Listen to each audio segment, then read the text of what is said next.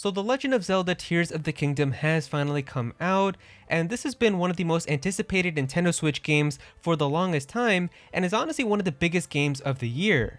In fact, the game has already sold over 10 million copies in just its launch weekend, which is already really insane for a Nintendo Switch exclusive and the Zelda franchise in general, so there's a ton of people out there who are already playing the game and having a ton of fun with it.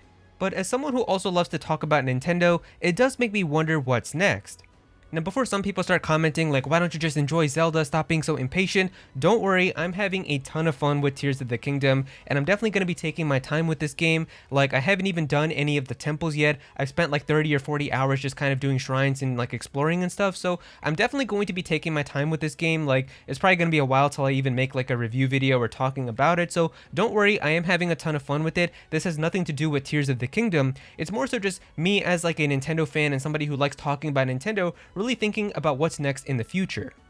So earlier this year, you could definitely say that there was a handful of Nintendo Switch games which came out. You had like Fire Emblem Engage, which came out very early into the year in January, and that was a really long like tactical RPG game that people were able to play. So I played that game, that was a lot of fun. It took me like I think 70 hours to beat that game, so it was a really long game and I had a lot of fun with that. There was even DLC for it which came out, so that was cool too. We had the Metroid Prime remaster, which pretty much got shadow dropped inside of that February Nintendo Direct, but that was pretty much the entire Metroid Prime game from the GameCube, and that was basically remastered with really pretty graphics and updated controls and stuff, so that was really awesome to have. We of course had that Advance Wars remake which finally came out, and that was like really crazy. That game was supposed to come out in like 2021, and then it got delayed to 2022, and then it finally came out, so you had the Advance Wars remake finally come out too, so that was cool. And then you also had that Bayonetta Origins game, which I've seen some people talking about that game too, so we did have a couple of games to play on the Nintendo Switch in terms of exclusives this year. But now with Zelda Tears of the Kingdom already released, that is pretty much the biggest Nintendo exclusive for the year, so it is kind of worth wondering what could Nintendo be up to next in terms of the future, as if we take a look at other games and kind of really things that are still left for 2023, there really isn't a lot. I mean, in terms of games, really the only other like game that we have confirmed for 2023 after Tears of the Kingdom is Pikmin 4, and that's going to be coming out in July, and that is pretty much really the only other like new Nintendo Switch game that we know about so far.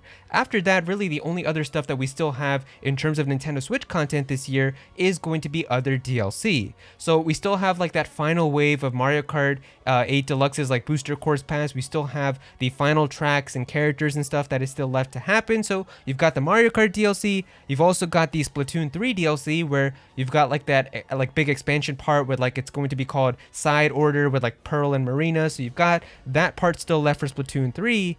And then you've got the Pokemon DLC for Pokemon Scarlet and Violet, where you've got the hidden treasure of Area Zero, and that's going to be coming out in the fall and the winter.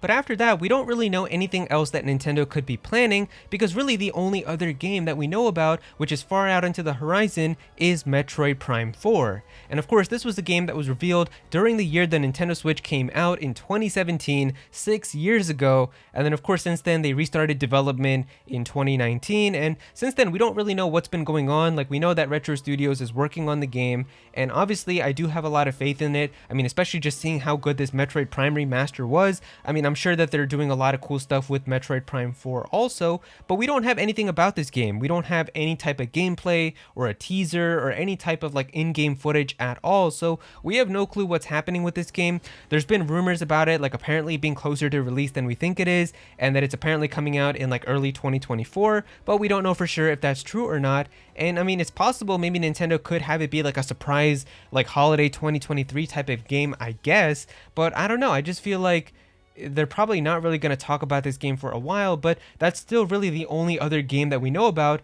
that's far out into the horizon.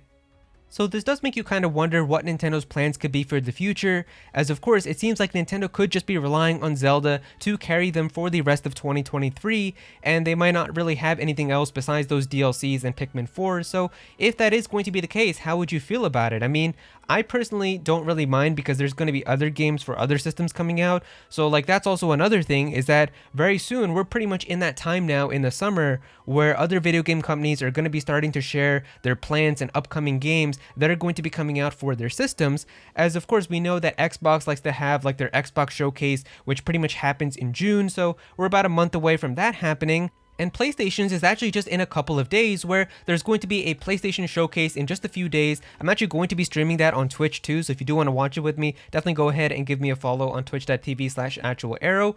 But yeah, that is pretty much going to be happening, where PlayStation is going to be showcasing their big games that are going to be coming out for the PS5, and I'm sure we're going to be seeing big games like Spider-Man 2 and all of the other anticipated games for the PlayStation 5, so it's making you wonder now, what could Nintendo be doing? And according to the insiders that we have about like the video game industry and journalists and stuff, they're saying that from what they've heard, Nintendo isn't really planning on having a summer Nintendo Direct or a June Nintendo Direct to be showcasing more of their games. So that really kind of makes you think now that maybe Nintendo is just going to be relying on Zelda, so it is a very interesting situation.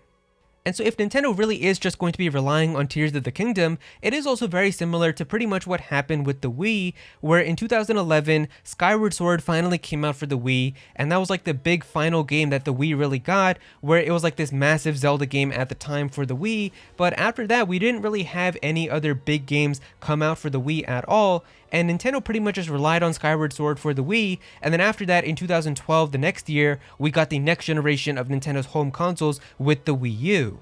And of course, with all the rumors that we've heard this year about the Nintendo Switch 2, it's very possible that Nintendo could be planning to do something similar, where they're going to be having like their next generation of the Nintendo Switch coming out next year, and that's why Tears of the Kingdom is like their Skyward Sword for this system, where it's going to be like their big final game, and they're pretty much just going to have that game be like their big thing that they're going to have to end this Nintendo Switch with. But the only thing that's a little bit interesting about this is with the Nintendo Wii era, this was back when Nintendo still separated their consumers between their home consoles and their handhelds. And we know that Nintendo has done this for the longest time, where you had something like the GameCube, which was the home console, and then the Game Boy Advance, which was like the handheld. You had the Wii, which was the home console, and then the DS, which was the handheld. You had the 3DS, which was the handheld, and then the Wii U, which was the home console. But the Nintendo Switch was really the first system that Nintendo had which merged both of these markets into their one system. So that's why like when the Wii was still doing this with Skyward Sword, and like that was like their big final game for the Wii, you of course still had like the 3DS, which just came out in 2011, and that was like their big shiny new handheld that everybody was talking about, and you still had brand new games to look forward for that.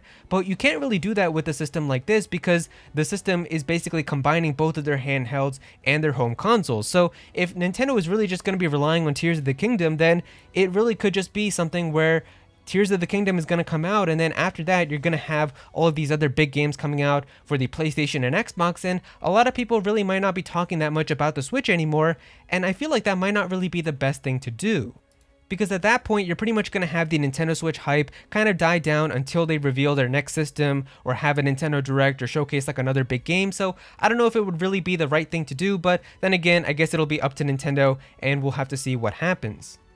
But yeah, it should be interesting to see what Nintendo is planning for the future. So yeah, if you guys enjoyed the video, definitely be sure to click that like button, and also subscribe to the channel as well, as I am going to be having more Nintendo videos very soon. But also comment down below and let me know what you guys think about this. What do you guys think that Nintendo should be doing for the future after Tears of the Kingdom has released? Do you guys think that there is going to be a new system coming out next year? Do you think that there's still going to be like another Nintendo Direct in the summer, or maybe later in the year, that's going to be showcasing a bunch of other big games coming out for the Switch still? What do you guys think that they could be doing? Definitely be sure to comment down below and let me know. Go follow me on Twitter at @actualaero so you can be featured in videos, and also join my Discord server as well. We've got a bunch of people in there who are always talking about Pokemon and Smash Bros. And Nintendo, so definitely be sure to join that. But yeah, that's pretty much it. Thank you so much for watching.